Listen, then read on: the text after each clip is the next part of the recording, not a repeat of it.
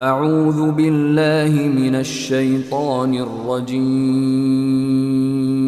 بسم الله الرحمن الله الرحيم وبركاته. الحمد لله على إحسانه وشكر له على توفيقه وامتنانه وأشهد أن لا إله إلا الله تعظيما لشأنه. اللهم صل وسلم وبارك وأنعم على نبينا محمد وعلى آله وصحبه ومن سار على نهجه وتمسك بسنته إلى يوم الدين. يا أيها الذين آمنوا اتقوا الله حق تقاته ولا تموتن إلا وأنتم مسلمون. أما بعد يا أيها الذين آمنوا اتقوا الله وقولوا قولا سديدا يصلح لكم أعمالكم ويغفر لكم ذنوبكم ومن يطع الله ورسوله فقد فاز فوزا عظيما. أما بعد فإن أصدق الحديث كتاب الله وخير الهدى هدى النبي صلى الله عليه وعلى آله وسلم وشر الأمور محدثاتها فإن كل محدثة بدعة وكل بدعة ضلالة وكل ضلالة في النار. Ma'asyiral muslimin, kepada ikhwan yang semoga senantiasa dimuliakan dan semoga senantiasa dirahmati oleh Allah Subhanahu wa taala. Alhamdulillah, segala puji bagi Allah Subhanahu wa taala yang telah mengumpulkan kita di majelis ilmu yang mulia ini. Tidak lain niat kita untuk mempelajari sebahagian dari pokok-pokok agama kita. Karena di antara kebaikan seorang hamba, Allah Subhanahu wa taala tuntun hatinya untuk senantiasa cinta kepada ilmu. Sampai kata sebagian para ulama hadis, kalau kamu hidup di dunia ini, kamu curahkan semua waktumu untuk ilmu itu, maka sesungguhnya ilmu hanya akan memberikan setengah dari dirinya saja. Andaikan Bapak Ibu atau ikhwan sekalian, kita curahkan semua waktu kita kerahkan semua tenaga kita untuk berjuang belajar ilmu agama, maka ilmu itu hanya memberikan setengah dari dirinya saja. Bayangkan kalau kita hanya menyempatkan seperempat atau bahkan sebagian kecil dari waktu-waktu kita. Namun mudah-mudahan sesuatu yang sedikit itu kita bisa memahami agama kita dengan baik. Karena tujuan seorang dalam mempelajari ilmu agama agar dia semakin takut kepada Allah. Itu tujuan utama teman-teman sekalian. Kalau majelis ilmu tidak membuat kita takut kepada Allah, kalau majelis ilmu tidak membuat seorang memperbaiki akhlaknya di antara manusia, maka berarti Allah mencabut keberkahan ilmunya. Lihatlah Nabi kita sallallahu alaihi wasallam selama beliau berdakwah di kota Makkah, di kota Madinah, semua orang mengakui kearifan, kemuliaan akhlak Rasulullah sallallahu alaihi wasallam. Al-Imam Ibnu Taimiyah mengatakan ahlu sunnah itu adalah golongan yang paling lembut kepada sesama manusia. Ahlu sunnah adalah orang yang paling cinta kepada saudaranya seiman. Maka jangan sampai kalimat ahlu sunnah ini menjadi buruk dalam kehidupan kita. Ketika kita membawa nama sunnah dalam diri kita, dalam amal kita, dalam dakwah kita, sunnah itu harus berkah untuk orang-orang ada di sekitar kita. Mudah-mudahan Allah Subhanahu wa taala mengistiqomahkan kita di atas petunjuk Nabi Muhammad sallallahu alaihi wasallam. Salawat dan salam semoga senantiasa tercurahkan kepada Rasul kita yang mulia alaihi salatu wassalam, manusia terbaik.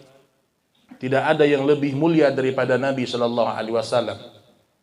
Kemudian semoga salawat itu juga bersambung kepada istri-istri beliau, kepada anak-anak beliau, juga kepada para sahabat beliau ridwanullah alaihim ajma'in, yang mereka telah merelakan seluruh hidupnya untuk agama. Jangan pernah kita ini merasa telah mengerahkan semua jasa kita untuk agama. Kita bandingkan bagaimana jasanya para sahabat. Yang mereka korbankan teman-teman bukan hanya waktu. Yang mereka korbankan adalah tempat tinggal mereka. Yang mereka korbankan adalah anak dan istri mereka. Yang mereka korbankan adalah harta mereka. Bahkan yang mereka korbankan adalah darah mereka. Mereka rela mati menegakkan kalimat la ilaha illallah. Maka kalau ada rintangan dalam menuntut ilmu, ketidakpahaman, cobaan-cobaan dalam belajar ilmu agama, semua itu ditepis. Sekarang kita ini Bapak Ibu, kita baca satu hadis, bisa sambil tiduran. Tinggal kita buka Play Store, kita buka Sahih Bukhari misalnya, kita mudah untuk membaca hadis-hadis Nabi Shallallahu Alaihi Wasallam. Kalau dulu Imam Al-Bukhari, rahimahullahu ta'ala, beliau harus berangkat dari Uzbekistan menuju kota Makkah. Disebutkan Imam Al-Bukhari, terkadang untuk mendapatkan satu hadis, satu sabda Rasulullah Shallallahu Alaihi Wasallam, dia harus menyeberang negeri-negeri kaum muslimin. Maka jangan sampai semangat kita itu luntur dalam belajar agama. Dan setelah kita mengerti agama Allah, wajib kita amalkan agama ini. Karena Al-Quran yang kita pelajari akan menjadi hujjah kita di hari kiamat. Tetapi kalau kita tidak mengamalkannya, dia menjadi bumerang di hari kiamat. Saya akan buka dengan hadis Nabi Shallallahu Alaihi Wasallam dari Usama bin Zaid. Juga dari hadis-hadis yang lain disebutkan dalam sebuah hadis yang sahih.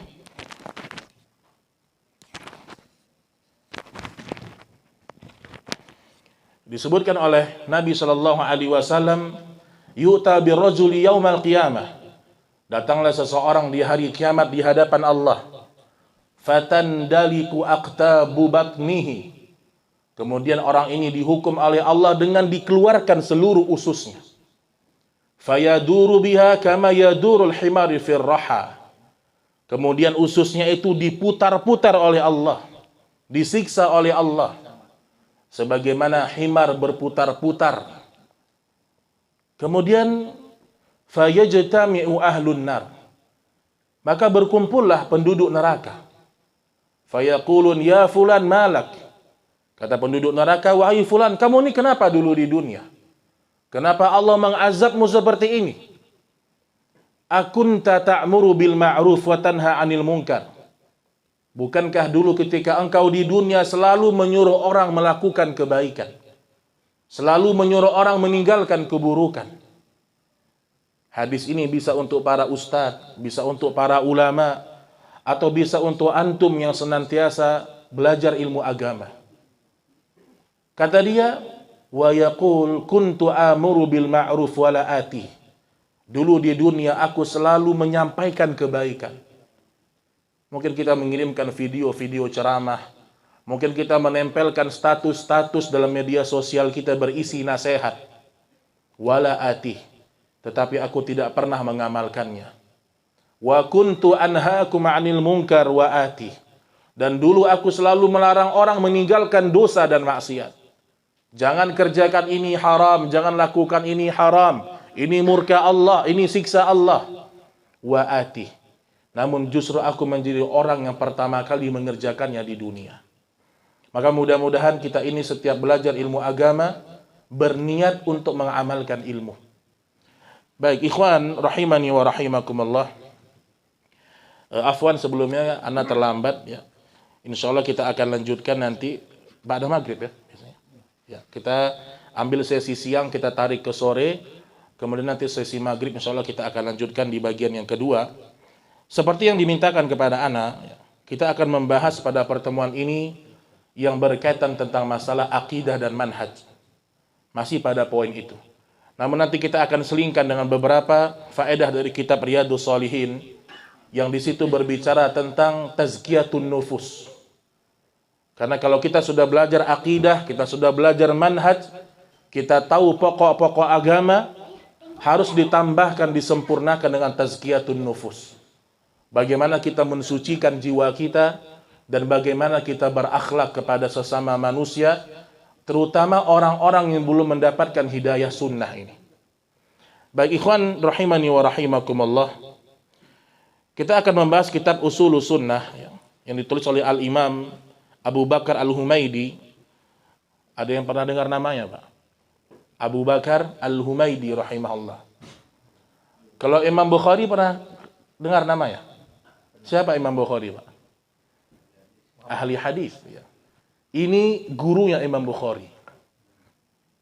Terkadang kata para ulama, guru tidak harus lebih terkenal daripada murid.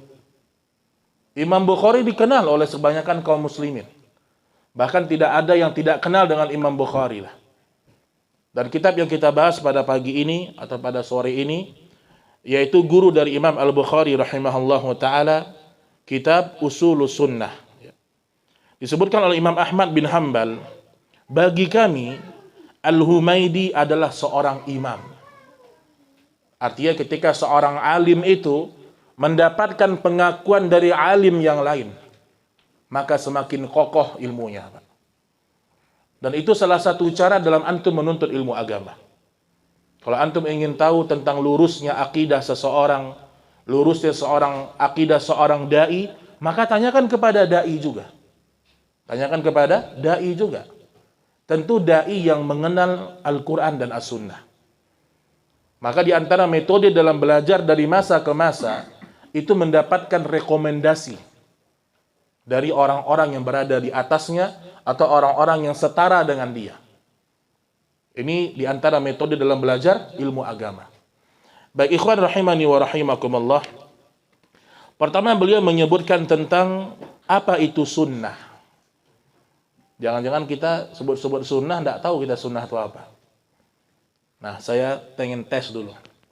Sunnah itu Bapak Ibu, apakah yang ini kan ucapan Nabi, perbuatan Nabi, takrir Nabi, ya. Ketika Nabi mendiamkan perbuatan para sahabat, berarti bagian dari sunnah.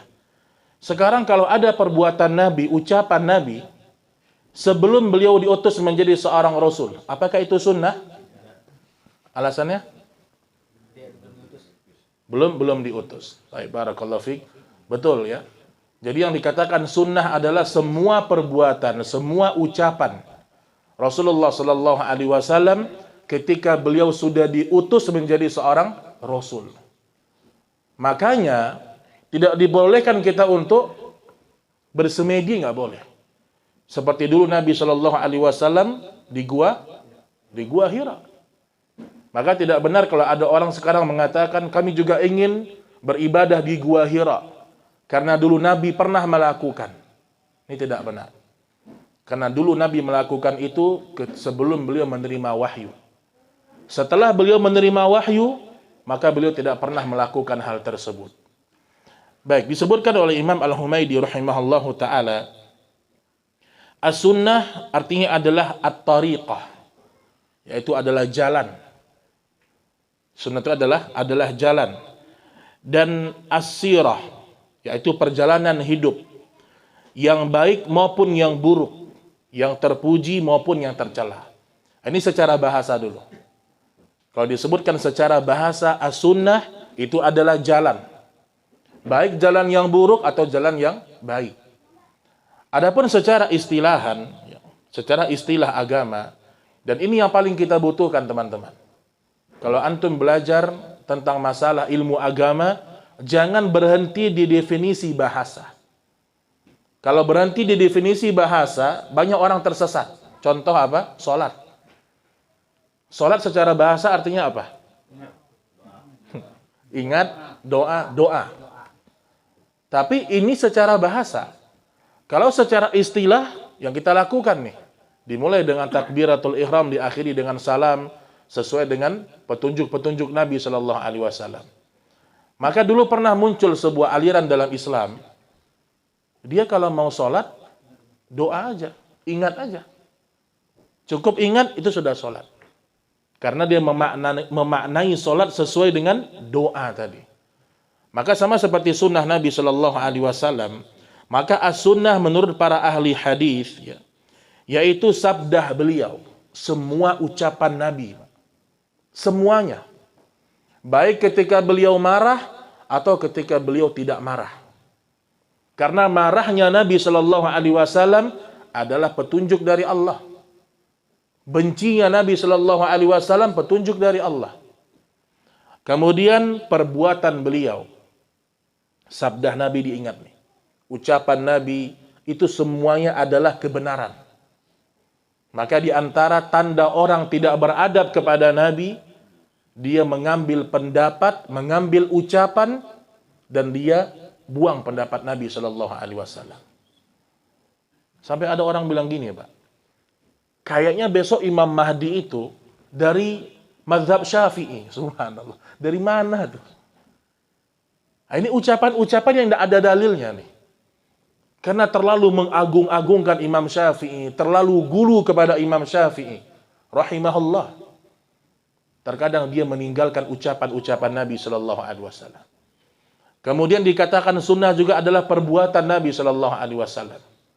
Disebutkan oleh para sahabat bahwasanya tidak ada satupun jalan menuju ke dalam surga illa qad buyyina lakum, kecuali aku sudah jelaskan kepada kalian, kata Nabi. Ingat tuh Pak, hadis ini. Ada jalan menuju ke surga, tidak Nabi jelaskan berarti bukan jalan ke surga. Dan tidak ada satupun jalan menuju ke dalam api neraka illa qad buyyina lakum, kecuali aku sudah jelaskan kepada kalian. Ini kan jelas bagi kita nih. Berarti apapun jalan menuju ke dalam surga, apapun jalan yang namanya ketaatan, itu harus ada contoh dari Rasulullah Sallallahu Alaihi Wasallam. Gak perlu kita lihat contoh dari para imam misalnya, contoh dari para ustadz, enggak. Yang kita dahulukan adalah Nabi Sallallahu Alaihi Wasallam. Itu dia ya, perbuatan, kebaikan dan keburukan Nabi sudah ajarkan. Dan tidak boleh kita ragu. Karena ketika seseorang menganggap Nabi tidak mengajarkan jalan menuju ke surga, berarti Nabi dikatakan berkhianat kepada risalah. Makanya orang-orang yang keluar dari jalan sunnah Nabi Shallallahu Alaihi Wasallam, mereka menganggap apa yang mereka lakukan itu adalah bagian dari ketaatan kepada Allah dan Rasulullah Shallallahu Alaihi Wasallam. Itu yang kedua. Kemudian juga diantara makna sunnah adalah persetujuan beliau Shallallahu Alaihi Wasallam. Terkadang ada beberapa kasus ya, yang Nabi Shallallahu Alaihi Wasallam setuju dengan perbuatan para sahabat. Bapak Ibu yang dirahmati oleh Allah Subhanahu wa taala, karena para sahabat disetujui oleh Nabi Shallallahu Alaihi Wasallam karena para sahabat di atas huda. Pernah dalam sebuah kisah yang disebutkan, ketika Nabi Shallallahu Alaihi Wasallam mengatakan, wahai para sahabat, jangan kalian sholat asar kecuali di Bani Quraidah. Ini sabda Nabi nih, tapi kepada para sahabat. Namun ketika di jalan, sebagian para sahabat sudah mendapatkan waktu sholat asar datang. Akhirnya sebagian mengatakan, sudah datang waktu sholat, berarti kita harus sholat nih sekarang. Mereka sebutkan dalilnya kan, sholat tepat waktu misalnya. Kemudian sahabat lain mengatakan, enggak, kita teruskan perjalanan, kita sholat di Bani Quraidah. Karena Nabi tadi menyuruh sholat di Bani Quraidah. Yang berselisih siapa di sini Pak? Sahabat. Bukan Ustadz 2021 Pak. Kalau yang berselisih itu Ustadz, yang berselisih itu ikhwan, apalagi ya, itu enggak dianggap perselisihan itu. Setelah sampai di Bani Quraidah, maka dikabarkan kepada Nabi Shallallahu Alaihi Wasallam dan Nabi membenarkan kedua-duanya. Hanya saja kisah ini diambil oleh sebagian orang untuk membolehkan perbuatan mengada-ada dalam agama. Itu ingat itu. Ini sahabat yang melakukan. Dan sahabat pun telah dibenarkan oleh Nabi. Sekarang ada orang membuat cara zikir sendiri, akidah sendiri, cara sholat sendiri. Siapa yang membenarkan? Gak ada yang membenarkan dia. Nah, makanya hadis ini tidak bisa ditarik menjadi sebuah kesimpulan, boleh kita mengarang-arang sebuah ritual ibadah. Kemudian juga dari ahli hadis juga disebutkan penampakan fisik beliau Sallallahu Alaihi Wasallam. Jadi ternyata definisi sunnah ini bermacam-macam. Dari ahli hadis termasuk penampakan fisik Rasul. Rasul itu fisiknya sempurna Bapak Ibu. Barang siapa yang ingin mencontoh, maka tidak akan pernah bisa. Karena sempurna. Dan Nabi itu lebih indah daripada Nabi Yusuf alaihissalam. Lebih indah. Seperti hadis Ka'ab bin Malik ketika Ka'ab melihat bulan purnama, kemudian dia kagum, Dia lihat Nabi dalam kondisi keluar dari rumah, rambut Nabi basah, memakai jubah berwarna hitam dan ada lisnya berwarna merah. Kata Ka'ab, demi Allah, wajah Rasulku lebih indah daripada bulan purnama. Ini penampakan fisik Nabi. Maka ikhwan, dulu nggak ada orang menghina jenggot Nabi, Pak. Hatta Abu Jahal nggak ada menghina. Tidak ada orang dulu menghina fisik Rasulullah Sallallahu Alaihi Wasallam. Namun orang sekarang terkadang hinaan mereka lebih berat, lebih hina daripada hinaannya orang-orang kafir Quraisy. Orang kafir Quraisy hanya menghina Nabi, tidak suka kepada Nabi, murni karena Nabi mengajak kepada tauhid. Hanya itu. Kalau ditanyakan akhlak beliau, mereka mengakui akhlak Nabi. Ditanyakan cara beliau berbicara, mereka mengakui kesantunan Nabi. Jadi penampakan fisik Nabi juga bagian dari sunnah, menurut ahli hadis. Kemudian sifat akhlak beliau, itu juga bagian dari sunnah. Makanya, tidaklah benar ketika seseorang dia mempelajari sunnah Nabi Shallallahu Alaihi Wasallam, namun dia tidak berusaha berakhlak seperti akhlaknya Rasulullah Shallallahu Alaihi Wasallam. Nabi itu, Pak, di antara akhlak beliau yang paling mulia disebutkan, yaitu ketika ada dua pilihan, kata Aisyah. Misal Nabi dikasih dua pilihan nih, Pak, untuk umatnya, 1 dan 2. Kata Aisyah, Nabi memilih yang paling mudah, asalkan bukan perbuatan dosa. Itu ingat poin itu. Jadi ketika antum musyawarah, ketika antum mungkin ya melewati yang namanya dakwah-dakwah ini, ingat, ambil yang paling mudah selama bukan dosa. Yasiru wala tu'asiru. Mudahkan manusia, ringankan, dan jangan memberatkan orang-orang. Selama bukan dosa ya. Kalau dosa seringan apapun nggak boleh. Itu yang disebutkan oleh Aisyah radhiyallahu taala anha. Juga akhlak Rasulullah sallallahu alaihi wasallam ini dipuji oleh Allah. Sebagaimana Allah Subhanahu wa taala berfirman, "Wa innaka la'ala khuluqin 'adzim." Wahai Muhammad, sesungguhnya engkau berada di atas akhlak yang paling mulia. Akhlak yang paling mulia Nabi kita sallallahu alaihi wasallam. Tentu pertama berakhlak kepada Allah, kemudian berakhlak kepada sesama manusia. Bapak Ibu, kalau kita bicara akhlak kepada sesama manusia, kalau tauhid insyaallah sudah sering antum mendengarkannya. Namun terus harus diulang-ulang terus. Pernah suatu ketika dari hadis Ibnu Abbas, ata rajulun ila Nabi sallallahu alaihi wasallam.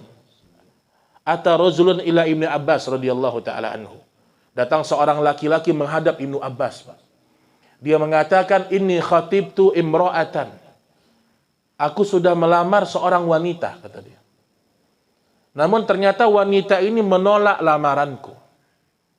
Siapa yang pernah ditolak lamaran di sini, Pak? Itu biasa ya, ditolak lamaran. Dia lamar, ditolak. Kemudian tiba-tiba datang laki-laki yang lain, melamar wanita ini, diterima. Faghirtu, faqataltuha. Aku pun cemburu, marah, kemudian aku bunuh perempuan itu. Cinta yang berbalik, pembunuhan nih. Dibunuhnya perempuan itu, Pak. Kemudian dia datang kepada Ibnu Abbas. Hal taubatali. Apakah aku bisa bertaubat kepada Allah? Nih lihat, Pak, kalau kita bicara masalah akhlak. Apa kata Ibnu Abbas? Ahayyah walidak. Apakah ibumu masih hidup? Baru membunuh mau taubat. Kata Ibnu Abbas, apakah ibumu masih hidup? Kata wanita ini, la, tidak wahai Ibnu Abbas. Kata Ibnu Abbas, taqarrab ilallah mastata'ata. Kalau begitu kau bertakwa kepada Allah, bertaubat kepada Allah semampu yang bisa engkau kerjakan. Kemudian tidak lama setelah itu dia mengatakan, wahai Ibnu Abbas, kenapa kamu bertanya tentang ibuku, apakah masih hidup atau sudah meninggal dunia? Kata Ibnu Abbas, Bapak Ibu, lihat nih kalau kita bicara akhlak ya. Inni la a'lamu amalan. Aku tidak tahu sebuah amalan yang lebih bisa membuat orang dekat kepada Allah illa min birril walidain. Kecuali dia berbakti kepada kedua orang tuanya. Atau min birril walidah, atau berbakti kepada ibunya. Jadi kalau bicara masalah akhlak kepada Allah, tauhid. Berbicara akhlak kepada sesama manusia, kedua orang tua nomor satu. Ingat itu, Pak. Orang tua mendapatkan hak pertama kebaikan dari kita. Dan lihat Nabi Shallallahu Alaihi Wasallam, beliau berakhlak kepada orang tua beliau. Beliau juga berakhlak kepada orang-orang yang berada di atas beliau. Bahkan Nabi Shallallahu Alaihi Wasallam mengajarkan pendidikan kepada seorang anak. Anak ini dia dapatkan orang tua yang mengambil harta dia. Kata anak, ya Rasulullah, orang tua saya mengambil harta saya. Kata Nabi, anta wa maluka li abik. Hartamu, dirimu, semua itu milik ayahmu. Artinya Nabi mengajarkan anak ini untuk berbuat baik kepada ayahnya. Itu dia definisi sunnah dari para ahlul hadis. Ya. Juga disebutkan perjalanan hidup beliau Sallallahu Alaihi Wasallam, baik yang terjadi sebelum diutusnya beliau sebagai Rasul. Di sini ada khilaf dari para ulama. Kalau dari definisi ahlul hadis, ya, juga itu bagian dari sunnah maupun yang terjadi setelahnya, Tapi disebutkan di sini kejadian, ya, bukan tentang ucapan atau perbuatan. Baik, ikhwan rahimani wa rahimakumullah. Ya. Itu dia definisi sunnah dari para ulama ahlul hadis. Ya. Adapun dari definisi para ulama ahlul fikih, ya, dan para ulama salaf, ya, umumnya apa yang telah kita pahami bahwasanya sunnah berupa perbuatan Nabi, ucapan Nabi, dan takrir Nabi Sallallahu Alaihi Wasallam. Baik, sekarang kita akan lihat beberapa ucapan para ulama salaf. Ya. Bagaimana perhatian mereka kepada sunnah Rasulullah Sallallahu Alaihi Wasallam. Yaitu dari sahabat yang mulia, ya, Ibnu Mas'ud, Ubay bin Ka'ab, dan Abu Darda. Mereka mengatakan, iqtisadu fi sunnah khairun min ijtihadi fi bid'ah. Ini kalau kita bahas manhaj, pasti kita singgung bid'ah, Pak. Nggak mungkin nggak singgung bid'ah. Kata Ibnu Mas'ud, Ubay bin Ka'ab, dan Abu Darda, sederhana dalam sunnah, sederhana dalam sebuah ibadah sunnah, itu lebih baik, lebih dicintai Allah daripada bersusah payah dalam melakukan bid'ah. Itu harus diingat. Dan diucapkan di sini kalimat sunnah, kalimat bid'ah. Berarti kalimat sunnah, kalimat bid'ah itu murni datang dari syariat. Bukan buatan-buatan orang. Makanya orang yang sederhana dalam sunnah itu lebih baik. Ada orang mungkin berzikirnya sesuai sunnah. Ada orang mungkin bacaan sujudnya sesuai sunnah. Ada mungkin orang cara selawatnya sesuai sunnah. Itu lebih mulia, lebih bagus, lebih besar pahalanya daripada orang yang beribadah ditambah-tambah. Ditambah-tambah. Contoh misalnya orang yang biasa berselawat dengan kalimat Sayyidina. Allahumma salli ala Muhammad wa ala Sayyidina Muhammad. Ini tidak benar. Kalau dalam sholat tidak boleh, Pak. Tapi kalau dalam ucapan-ucapan seperti saya mengucapkan Rasul Sayyidina itu tidak ada masalah. Tapi dalam sholat itu sudah satu paket. Apa yang Nabi baca tanpa Sayyidina. Dalam azan juga demikian. Makanya banyak orang bilang, kalian nggak menghormati Nabi. Kenapa memanggil Nabi dengan nama saja? Nabi Muhammad SAW. Kalau kami tambah dengan Sayyiduna. Sayyidina. Gitu. Ya, bilang sama orang itu, Anda kalau azan seperti apa? Pakai Sayyidina enggak kalau azan? Enggak. Artinya kalimat Sayyidina itu bukan menunjukkan keharusan untuk dibaca. Bahkan kalimat Sayyid itu, Pak, bisa disematkan kepada siapapun. Adapun kalimat Nabi hanya khusus untuk utusan Allah Subhanahu wa taala. Jadi kalau kita katakan Nabi Muhammad sallallahu alaihi wasallam itu lebih mulia daripada kita mengucapkan Sayyiduna Muhammad. Karena kalimat sayyidnya artinya tuan dalam bahasa Arab. Siapapun berhak dikatakan sayyid dalam kehidupan ini. Baik, itu dia diingat dari perkataan Ibnu Mas'ud dan Ubay bin Ka'ab radhiyallahu taala anhu. Kemudian juga disebutkan oleh Imam Sufyan bin Uyainah. Kita dulu masuk kepada kalimat-kalimat salaf dulu ya. Yang wafat pada tahun 198 Hijriyah. Disebutkan Dari Abul Faraj Abul A'la, ia berkata, aku pernah mendengar Sufyan bin Uyainah mengatakan, as-sunnatu asyrah. Sunnah itu ada 10. Sufyan bin Uyainah mengatakan.